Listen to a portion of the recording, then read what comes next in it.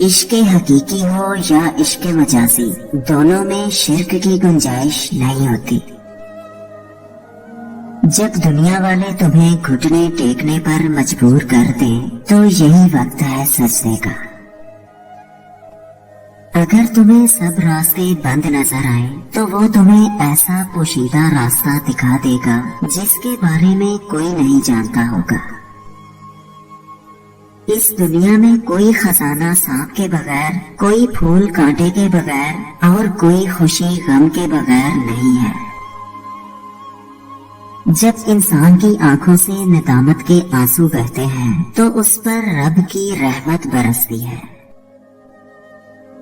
خدا تک پہنچنے کے بہت سے راستے ہیں، لیکن میں نے خدا کا پسندیدہ ترین راستہ مخلوق سے محبت چنا۔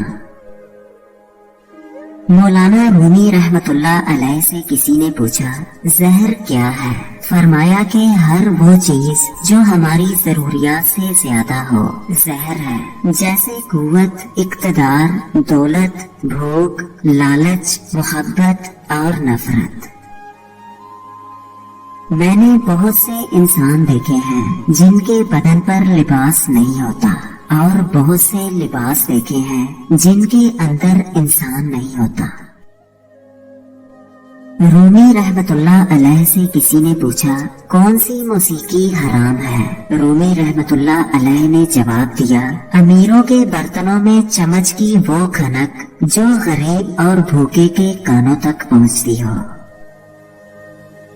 اپنے دل کو اس وقت تک توڑتے رہو جب تک یہ کھل نہ جائے۔